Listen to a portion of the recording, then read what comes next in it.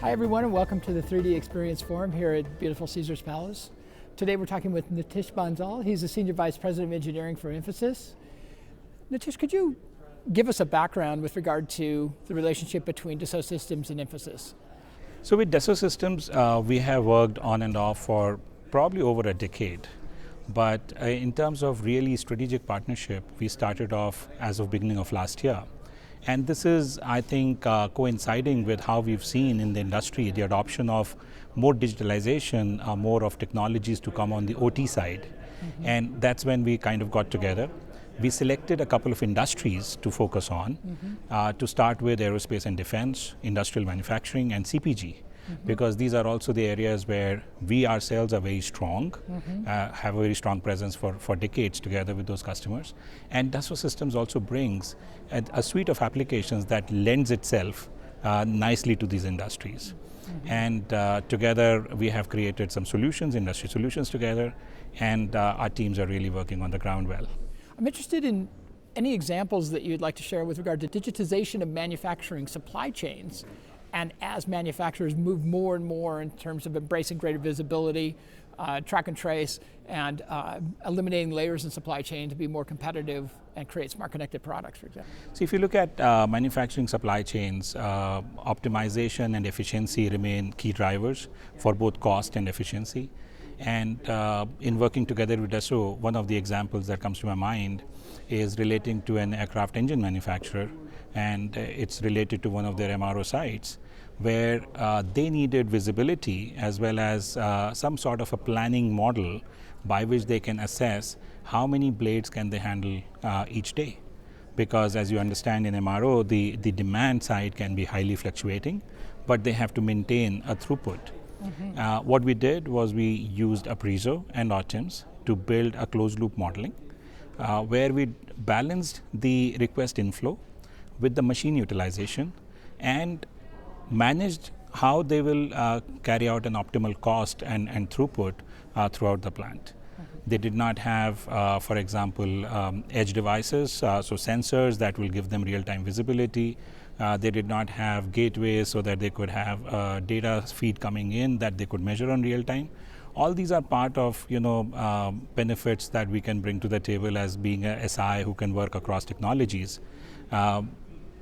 Built this, implemented this in a span of less than 2 quarters, and today this organization is already beginning to see benefits come out.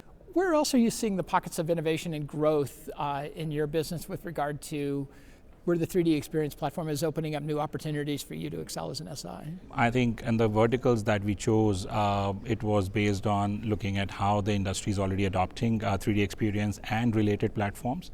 And again, I have to point out that we are seeing significant uptake also on the Delmia suite, because that's where we've seen new buying centers open up. It's no longer just the head of manufacturing plant or the chief product officer, but this is now getting into chief supply chain officer or even directly onto the CFO's radar, right? So aerospace and defense, of course, it's been a very strong area to play in, but industrial manufacturers have very similar problems. Fragmented landscapes, they have grown through acquisitions, they've got a brownfield implementation. They are looking at how to pick those value nuggets and start building their value case. CPG is not far behind. Again, it may not look similar from an industry point of view, but when you look at the scale of manufacturing operations that they run, they have very similar challenges, and they are beginning to realize those benefits as well. And overlaying those industries, especially on CPG, is compliance and quality. Yes. Definitely in aerospace and defense. And track and trace, yes, which comes into play over there as well. Are you seeing an uplift in the need for real-time data and for being able to have a richer data lake for everyone to work off of that the 3D Experience platform enables? Absolutely, because I think data is the underlying basis of creating the digital thread, creating that visibility which will allow people to have those insights and make those decisions. So using a data lake that the 3D Experience platform enables is extremely important. In some cases, customers may have already invested in a data lake or may have created some sort of an ingress mechanism by which they're pulling data in.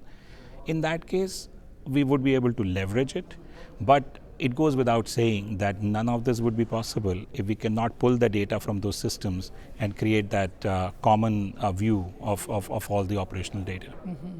And what are you seeing with regard to your clients at the C-level relative at the plant level, the visibility of different dashboards and different metrics and the ability to create their own metrics on the fly? Well, there is just so much of it that I think most of my discussions at CXO level actually start with saying, only if somebody could take 50% of this off and give me only what is relevant, you know. And I think it's very important because we have to look at the persona. We have to look at who's reading it, who's consuming it, right? And what is it that matters to them. I think that ability of bringing the data together automatically lends itself to creating the right kind of dashboards. Nobody wants to read reports anymore. Everybody wants real-time feeds. On click, whether it's on an app or on a website or whatever it is, but real time, so zero latency as far as possible, and something that will directly enable decision making, right? So that I think is not just increasing, but there is a significant need for us to kind of go and demystify and unclutter some of those dashboards and basically make it more consumable and more decision oriented. Is that an epiphany moment for the C-level executives you talk to at prospects or at prospect divisions of existing customers when you go in and say, you don't need a dashboard that looks like the like the cockpit of a 747, you know, but you just need these key metrics, and these are the inflection points of your business. You know, I've been telling my team, I don't need all this data. Why are you sending me these reports every month? I can't even consume them. So absolutely, they definitely resonate with the point that if you can give me 5 data points that I can act on and others are getting taken care of, I'm the happiest bunny. How is Infosys excelling at enabling manufacturers to move into new digitally driven business models and go after servitization and using products as a platform to drive new service revenue? So Infosys has always been vertically industry focused, right? And as we have grown through years, we started off with custom software, we went into ERPs, we did infrastructure, we've done networks, so what has happened is doing all of that work, but with the lens of the vertical industry, we have gained significant knowledge about industry drivers, challenges, their business models, and their data models. What we've done with this is we've created a knowledge schema, a knowledge map of kinds for each of those industries. We are marrying that knowledge map with the data models and then appropriately weaving it together with the tools through which we can actually solve their business problems. So when this digitalization kind of started and is kind of happening now, what they are looking for is, can you marry my business problem and the expected benefit directly with a solution that you're proposing? Because most of the times what executives are faced with is lots of technology choices, significant vision of the future, but they're missing the connections. Right? And that's where I think Infosys has been extremely successful. This is our way to go to market, is create those vertical use cases, specific solutions, identify why this solution leads to the ROI, and then go to them. And that's where I think true value and like our tagline today is navigate your next. We're helping our customers navigate to their next using this. You know, and those elements that you just enumerated create an excellent platform that will flex and scale and breathe with them as they change.